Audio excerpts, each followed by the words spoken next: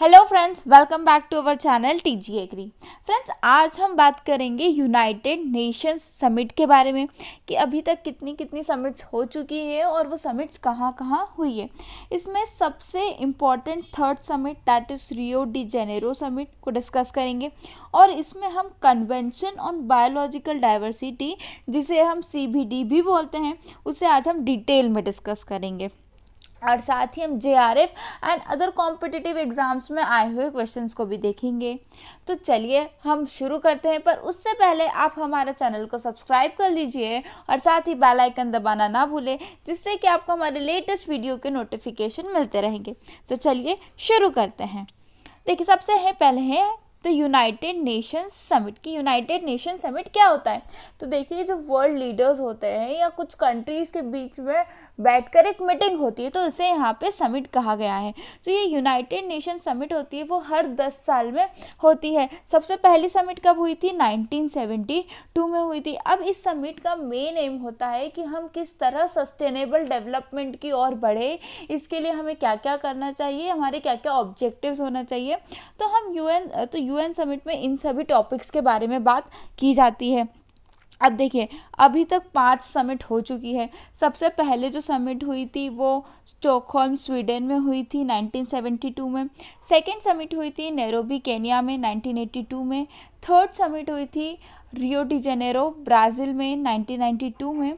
Fourth summit हुई थी Johannesburg south Africa 2002 में। और लास्ट अभी अर्थ समिट हुई थी, जिसको हम Rio+20 भी कहते हैं। देखिए, फोर्थ समिट को Rio+10 भी कहते हैं, ठीक है, क्योंकि ये रियो डी जेनेरो हुई थी उसके 10 साल बाद, इसलिए इसको Rio+10। और जो फिफ्थ समिट हुई थी इसको Rio+20 भी कहते हैं, ठीक है, जो फिर से रियो डी जेनेरो में हुई थी। और ये कब हुई थी? 2012 में। अब 2022 में भी एक समिट होने वाली है, जिसकी अभी तक प्लेस डिसाइडेड नहीं है, ये वो कहाँ होने वाली है वो अभी अनाउंस होगी। देखिए, सबसे पहली समिट हुई थी द फर्स्ट समिट स्टॉकहोल्म में। कब हुई थी? 5 जून 1972 को। कहाँ हुई थी? वो है स्वीडन के कैपिटल में, या हम बोल सकते हैं स्वीडन में ये हुई थी। यहाँ पर मुद्दा रखा गया था एनवायरनमेंट का। ये फर्स्ट UN समिट थी जो एनवायरनमेंट के ऊपर हुई थी। और यहाँ से फिर इस एजेंडा को फैलाया गया कि नहीं, इसमें सभी कंट्रीज़ को पार्टिसिपेट करना चाहिए, क्योंकि इनडायरेक्टली ये सभी से रिलेटेड होता है, ठीक है। अब हम बात करते हैं सेकेंड समिट की। सेकेंड समिट नैरोबी केन्या में हुई थी 1982 में हुई थी, ठीक है। उसके बाद आती है थर्ड समिट और मोस्ट इम्पॉर्टेंट समिट, जो रियो डी जेनेरो में हुई थी, जिसे हम अर्थ समिट भी कहते हैं, ठीक है। ये जो कॉन्फ्रेंस हुई थी वो एनवायरनमेंट और डेवलपमेंट के ऊपर हुई थी, ठीक है, एनवायरनमेंट एंड डेवलपमेंट। तो इसे कहा जाता है the United nation conference on environment and development, that is UNCED। इसको रियो डी जेनेरो अर्थ समिट कहते हैं, द रियो समिट कहते हैं, द रियो कॉन्फ्रेंस कहते हैं एंड द अर्थ समिट भी इसे कहते हैं, ठीक है। ये हुई कब थी? 3 से 14 जून के बीच में हुई थी। 3 to 4 जून इन 1992 में हुई थी। अब अगर हम इसकी बात करें तो इसमें 3 टॉपिक के बारे में बात कही थी, इसमें 3 चीज़ों के बारे में बात की गई थी। एक होता है क्लाइमेट चेंज के बारे में बात की गई थी, दूसरा सस्टेनेबल डेवलपमेंट के बारे में बात कही गई थी, और तीसरी बात कही गई थी कंजर्वेशन ऑफ बायोडाइवर्सिटी, कि हम हमारी बायोडाइवर्सिटी को कैसे कंजर्व कर सकते हैं, ठीक है। इन तीनों टॉपिक्स के बारे में इसमें इस समिट या इस मीटिंग में बात की गई थी, ठीक है। अब इसमें 3 बाइंडिंग एग्रीमेंट्स थे, 3 लीगली बाइंडिंग एग्रीमेंट। देखिए, लीगली बाइंडिंग एग्रीमेंट का मतलब होता है कि अगर जो भी कंट्री इसको साइन कर रही है तो उन्हें भी अपनी कंट्री में इसे पालना पड़ेगा, इसे लागू करना पड़ेगा। तो अब वो कौन कौन से 3 बाइंडिंग एग्रीमेंट थे? सबसे पहले कन्वेंशन ऑन बायोलॉजिकल डाइवर्सिटी, जिसे हम CBD कहते हैं। सेकेंड है United Nations convention to combat desertification. और थर्ड है framework convention on climate change, that is UNFCC, ठीक है। तो आज हम बात करेंगे कन्वेंशन ऑन बायोलॉजिकल डाइवर्सिटी पे, ठीक है। तो सबसे पहले हम बात करते हैं कन्वेंशन ऑन बायोलॉजिकल डाइवर्सिटी। ये क्या है? एक मल्टीलैटरल ट्रीटी है। अब इसके भी 3 मेन ऑब्जेक्टिव्स थे, ठीक है। सबसे पहला ऑब्जेक्टिव क्या था, the conservation of biological diversity. देखिए इसके नाम से ही हमको समझ में आता है कि कन्वेंशन ऑन बायोलॉजिकल डाइवर्सिटी मतलब यहाँ पे उसे कंजर्व करने की बात करी गई है। सेकेंड है the sustainable use of its component, मतलब जो भी बायोलॉजिकल डाइवर्सिटी के कंपोनेंट है हमें उसको सस्टेनेबली यूज करना है। और थर्ड है the fair and equitable sharing of benefits arising from genetic resources. इसके लिए एक स्पेशल प्रोटोकॉल भी बनाया गया था जिसे हम कहते हैं नागोया प्रोटोकॉल, ठीक है। अब अगर हम बात करें कि ये कब साइन की गई थी, तो ये साइन की गई थी 5 जून 1992 को साइन की गई थी और ये फोर्स में आई थी 29 दिसंबर 1993 में इसे फोर्स में लाया गया था। अब हम बात करते हैं कि इसके क्या मेन ऑब्जेक्टिव्स थे, ठीक है। तो ऑब्जेक्टिव्स ऑफ CBD, तो इसका ऑब्जेक्टिव क्या था, its objective is to develop national strategies for the conservation and sustainable use of biological diversity, कि हम ऐसे स्ट्रेटजीज बनाएं ताकि हम अपनी बायोलॉजिकल डाइवर्सिटी को कंजर्व करें और साथ ही हम उसका सस्टेनेबल यूज कर पाएँ, ठीक है। अब इसके अंदर 2 एग्रीमेंट्स बनाए थे या हम बोल सकते हैं 2 प्रोटोकॉल बनाए थे। तो सबसे पहला प्रोटोकॉल था कार्टाजीना प्रोटोकॉल और दूसरा प्रोटोकॉल था नागोया प्रोटोकॉल। देखिए नागोया प्रोटोकॉल के ऊपर JRF 2020 में क्वेश्चन आ चुका है, तो इसलिए इन क्वेश्चन इन्हें आप बहुत अच्छे से देखिए, इस पे क्वेश्चंस आने के चांसेस बन सकते हैं। देखिए सबसे पहले आता है कार्टाजीना प्रोटोकॉल, कि कार्टाजीना प्रोटोकॉल क्या है। देखिए एक बात बताती हूँ मैं आपको कि जो CBD है, कन्वेंशंस ऑन बायोलॉजिकल डाइवर्सिटी, इसमें कॉन्फ्रेंस ऑफ पार्टीज होती है। कॉन्फ्रेंस ऑफ पार्टीज वही मतलब मीटिंग्स होती है, ठीक है। तो 29 जून 2000 में जो कॉन्फ्रेंस ऑफ पार्टी ने एक सप्लीमेंट एग्रीमेंट अडॉप्ट किया था, उसी का नाम था कार्टाजीना प्रोटोकॉल। आई रिपीट, 29 जनवरी 2000 में क्या हुआ, एक सप्लीमेंट्री एग्रीमेंट को साइन किया गया और 11 सितंबर 2003 में उसे फोर्स में लाया गया और वो कौन सा, उसे क्या कहते हैं, उसका नाम था कार्टाजीना प्रोटोकॉल। अब इसके अंदर क्या रखा गया, इसमें क्या कहा गया, इसमें कहा गया था कि बायोटेक्नोलॉजी की मदद से जो लिविंग मॉडिफाइड ऑर्गेनिज्म बनते हैं तो उसके रिस्क से बायोलॉजिकल डाइवर्सिटी को कैसे हम प्रोटेक्ट कर सकते हैं या उसे हम कैसे बचा सकते हैं, ठीक है। हम जानते हैं कि मॉडर्न है तो कुछ ना कुछ नया नया इन्वेंशंस होती है, तो जो भी लिविंग मॉडिफाइड ऑर्गेनिजम्स है अगर उससे इनसे हमारी बायोलॉजिकल डाइवर्सिटी को अगर कुछ भी लॉस होता है तो हम इससे कैसे से प्रोटेक्ट कर सकते हैं, इसकी बात कही गई थी कार्टाजीना प्रोटोकॉल में, ठीक है। नेक्स्ट प्रोटोकॉल है नागोया प्रोटोकॉल। जब हमने 3 ऑब्जेक्टिव की बात करी थी तब उसमें हमारा 3rd ऑब्जेक्टिव था fair and equitable sharing of the benefit arising out of the utilisation of genetic source. ये मेनली इसी के ऊपर बेस्ड है कि जो भी जेनेटिक रिसोर्स हमको मिल रहा है हमारी बायोलॉजिकल डाइवर्सिटी से, उसका हमें फेयर एंड इक्विटेबल शेयरिंग करना पड़ेगी। ऐसा नहीं है कि अगर आप डेवलप्ड नेशन है तो वो ही यूज़ करेंगे, डेवलपिंग नेशन नहीं कर सकते, या जो थोड़े वीक नेशन है जो कमज़ोर है वो नहीं कर सकते। यहाँ पे फेयर एंड इक्विटेबल शेयरिंग की बात कही गई थी जेनेटिक रिसोर्स की। देखिए ये क्वेश्चन JRF 2020 में आया था कि नागोया प्रोटोकॉल कब आया था, तो वो कब फोर्स में आया गया था 12 अक्टूबर 2014 में और इसे अडॉप्ट किया गया था 29 अक्टूबर 2010 में। आई रिपीट कि अडॉप्ट किया गया था 29 अक्टूबर 2010 में और फोर्स में आया था 12 अक्टूबर 2014 में, ठीक है। तो ये बात करी हमने नागोया प्रोटोकॉल की, ठीक है। अब मैंने आपको बताया था कि 3 लीगली बाइंडिंग एग्रीमेंट्स थे, ठीक है। उसमें सबसे पहला एग्रीमेंट कौन सा था, कन्वेंशन ऑन बायोलॉजिकल डाइवर्सिटी। और मैंने आपको ये भी कहा था कि जो भी कंट्री, जो भी नेशन इन्हें साइन करता है उसे इसे अपने देश में लागू करना पड़ता है। तो इंडिया ने भी इसे साइन करा था, इसलिए इंडिया को भी इसे अपने देश में लागू करना पड़ा। अब इंडिया में इसे क्या बोलते हैं, नेशनल बायोलॉजिकल डाइवर्सिटी एक्ट 2002। ये मेनली CBD के ऊपर ही बनाया गया है और मेनली जो CBD के ऑब्जेक्टिव है वो वही ऑब्जेक्टिव इसके। अब क्या क्या CBD के ऑब्जेक्टिव है, सबसे पहले बायोलॉजिकल डाइवर्सिटी को प्रोटेक्ट करना, सेकेंड है सस्टेनेबल यूज करना बायोलॉजिकल डाइवर्सिटी का, थर्ड है fair and equitable sharing of the genetic resource, ठीक है। तो अगर हम बात करें कि अब हम देखते हैं बायोलॉजिकल डाइवर्सिटी एक्ट कि इंडिया में इसके और क्या क्या इसमें क्या चेंजेस आए हैं और इसकी अथॉरिटीज़ कहाँ पर बनाई गई है।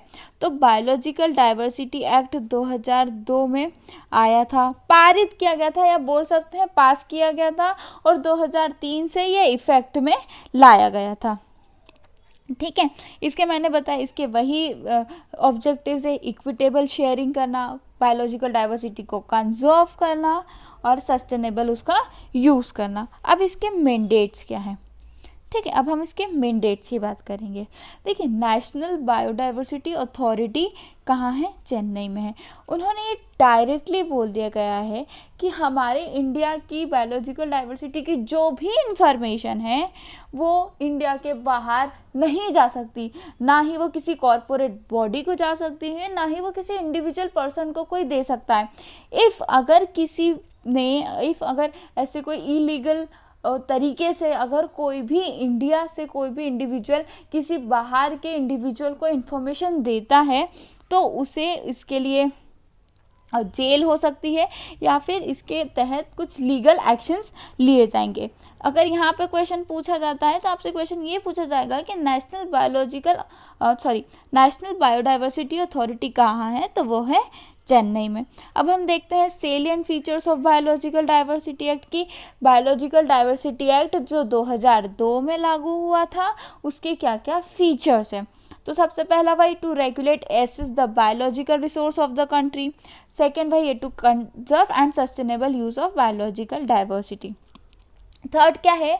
To respect and protect knowledge of local communities related to biodiversity, कि जो भी लोकल कम्युनिटीज़ के पास इसका नॉलेज है, इसको प्रोटेक्ट है, तो हमें उसका रिस्पेक्ट करना है। ऐसा नहीं है कि जो हम चाहें वो कर दें। थर्ड क्या है? To secure sharing of benefit with local people is conserved for biological resource and holders of knowledge and information relating to the use of biological resource। मतलब कि जिन्हें इसे कंजर्व करके रखा है उसे भी इसका यूज़ करने का पूरा हक मिलना चाहिए। इसके बाद क्या है? Conservation and development of areas of importance from the stand point of biological diversity by declaring them as biological diversity heritage site. और लास्ट क्या है? Protection and rehabilitation of threatened species, की जितने भी थ्रेटेंड स्पीशीज़ है उसे हमें protect करके रखना है, उसे हमें रिहेबिलिट करना पड़ेगा। अब तो ये बात करी हमने थर्ड समिट की। सबसे पहले हमने बात करी फर्स्ट समिट जो कहाँ हुई थी? स्टॉकहोम में हुई थी। सेकंड समिट हुई थी नैरोबी केन्या में। थर्ड समिट हुई थी रियो डी जेनेरो में। अब हम बात करेंगे फोर्थ समिट की। ठीक है, फोर्थ समिट को वर्ल्ड समिट भी कहते हैं, जो जोहान्सबर्ग में हुई थी। ये कहाँ था? ये कहाँ आता है? साउथ अफ्रीका में आता है। इसमें क्या हुआ था? 192 कंट्रीज़ ने ऐसा प्रतिज्ञा ली थी कि अब हम हमारी बायोडाइवर्सिटी जो लॉस हो रहा है उसके ऊपर वर्क करेंगे और ज़्यादा से ज़्यादा इसमें काम करने की कोशिश करेंगे। इसलिए मैं आपको बता देती हूँ, जो 2011 से जो 2020 तक का टाइम था इसे हम कहते हैं decades of biodiversity. I repeat, 2011 से 2020 के टाइम को हम बोलते हैं डिकेड्स ऑफ बायोडाइवर्सिटी। ये बात करी हमने फोर्थ समिट की। अब हम बात करते हैं फिफ्थ समिट की, जिसे हम Rio+20 भी कहते हैं, और ये फिर से रियो डी जेनेरो ब्राज़ील में ही हुई थी। ठीक है, तो ये हमने बात करी सभी समिट्स की। अब नेक्स्ट सिक्स्थ समिट होने वाली है 2022 में, पर वो अभी तक हमें नहीं पता है कि वो कहाँ होने वाली है, वो अभी तक अनाउंस नहीं किया गया है। अब हम दो प्रोटोकॉल की बात करेंगे जो बहुत ज़्यादा इम्पोर्टेंट पॉइंट है, सभी एग्जाम पॉइंट ऑफ व्यू से इसमें क्वेश्चंस पूछे जाते हैं। सबसे पहला आता है मॉन्ट्रियल प्रोटोकॉल। अब हम बात करते हैं मॉन्ट्रियल प्रोटोकॉल की, कि मॉन्ट्रियल प्रोटोकॉल क्या है। तो देखिए, 1985 में एक वियना कन्वेंशन हुई थी on for the protection of ozone layer. इसमें फ्रेमवर्क बनाया गया था कि हम ओजोन लेयर के डिप्लीशन को कैसे कम कर सकें। 1985 के बाद 1987 में क्या हुआ था? मॉन्ट्रियल प्रोटोकॉल आया। इसमें बात की गई थी कि ऐसे सब्सटेंस जो ओजोन लेयर को डिप्लीट कर रहे हैं तो उन्हें हम कैसे कम करें और हम ओजोन लेयर के डिप्लीशन को कैसे बचा सकें। तो ये बात की गई थी मॉन्ट्रियल प्रोटोकॉल में।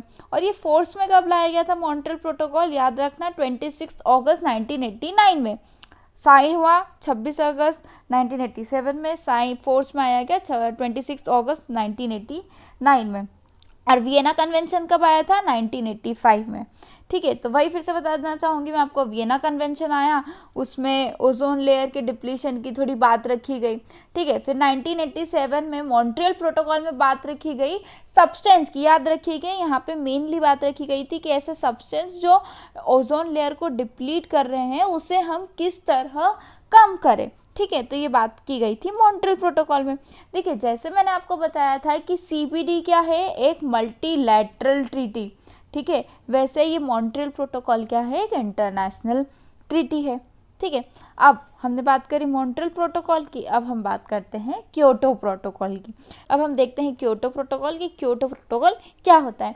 देखिए, जब हमने अर्थ समिट की बात करी थी तब वहाँ हमने 3 लीगल बाइंडिंग एग्रीमेंट्स की बात करी थी। ठीक है, सबसे पहला था CBD convention on biological diversity. Second agreement था united nation convention to combat desertification. और तीसरा एग्रीमेंट था united nation framework convention on climate change, that is UNFCCC। ठीक है, अब ये कब लागू किया गया था?